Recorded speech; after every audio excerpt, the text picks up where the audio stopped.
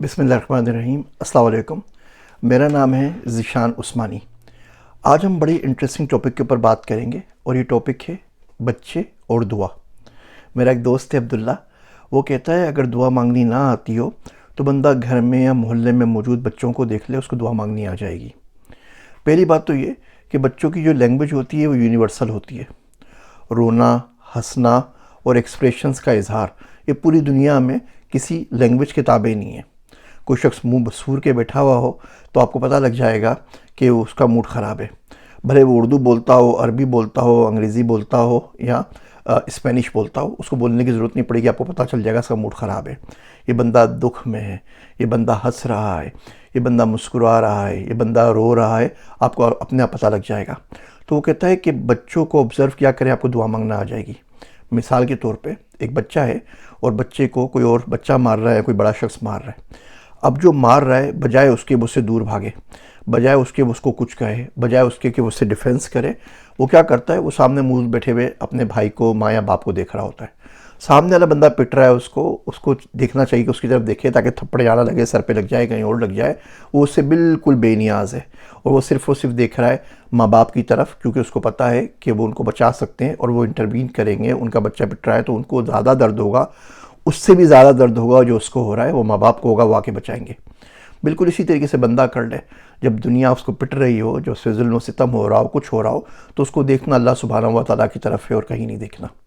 میں آپ کو ایک مثال اور دیتا ہوں۔ بچے کو جب کچھ سمجھ میں نہیں آئے اور بات کا اپنا اظہار نہ کر پائے تو پتہ نہیں وہ کیا کیا شروع ہو جاتا ہے، میں کر کے، بے کر کے کچھ نہ کچھ شروع ہو جاتا ہے اور رونے لگ جاتا ہے۔ جب آپ کو دعا سمجھ میں نہ آئے کہ کیا مانگنی ہے، آپ اتنی مشکلات میں گھر گئے ہوں، آپ اتنے ڈر گئے ہوں کہ آپ رونا بھول جائیں، تو آپ بس جو منہ میں آئے بولتے رہیے، دعا کو ہاتھ اٹھا لیجئے، مالک سب سمجھ جائے گا۔ جب ماں باپ بڑے بچوں کے پاس آتے ہیں نا، تو ان کو یہ نہیں بولتے کہ آپ ہماری شستہ لینگویج میں ہم سے بات کریں، عربی میں بولیں، فرینچ میں بولیں، اردو کے اندر بولیں، مشکل زبانیں، مشکل وکیبلری بولیں۔ وہ آ کے بچے کے لیول کے اوپر اس سے توتلی زبان میں بات کرتے ہیں، اور یہ یونیورسل ہے، دنیا کی ہر قوم، ہر معاشرہ ایسے کرتا ہے، یا گورے بھی ایسے کرتے ہیں، پاکستان میں بھی ایسے کرتے ہیں، انڈیا میں بھی ایسے کرتے ہیں۔ جب مالک آپ کے پاس آئے گا نا، جب آپ کو اپنی بات کا اظہار کرنے کا موقع نہیں ملے گا، لیکن آپ پہنچ جائیں گے، آپ اس کے پاس ہو جائیں گے، آپ سجدے میں پڑ جائیں گے، آپ ہاتھ اٹھا دیں گے، وہ خود بخود آپ کی زبان میں آ کے آپ کی بات سمجھا دے گا۔ اس کے علاوہ دیکھ لیجئے، ایون آپ رزق کا معاملہ دیکھ لیجئے کہ ایک بچہ ہے، آپ کے 2-3 بچے ہیں، ایک بچے کو آپ پاکٹ منی دیتے ہیں، وہ سارا کا سارا پاکٹ منی گھر پہ ہی خرچ کر دیتا ہے۔ وہ گھر کے لیے جھاڑو لے آتا ہے، دہی دودھ لے آتا ہے، کوئی مہمان آتے ہیں ان کے لیے کچھ لے آتا ہے، آپ کی گاڑی میں پیٹرول ڈلوا دیتا ہے۔ نیکسٹ مہینے جب آپ اس کو پاکٹ منی دیں گے نا، تو اپنے آپ ڈبل کر دیں گے۔ آپ بولیں گے اللہ کا بندہ اپنے پہ تو کچھ کرتا ہی نہیں ہے، سارا گھر پہ لگا دیتا ہے، اس کو ڈبل دے دو۔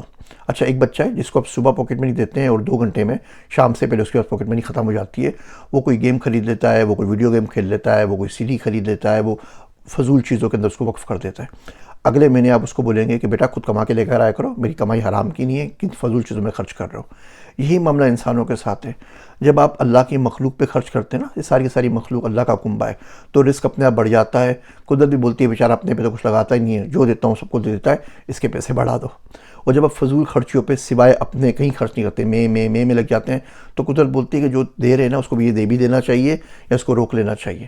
آپ ایک مثال اور لیجئے، ایک بچہ ہے، آپ کسی میلے میں گئے، کسی سرکس میں گئے، کسی فنکشن میں گئے، عید کے فنکشن میں گئے، اسٹیڈیم میں، کہیں پر بھی میچ کے اندر، اور ایک 3 سال کا بچہ گم ہو گیا مال کے اندر، والمارٹ کے اندر، گروسری اسٹور پہ۔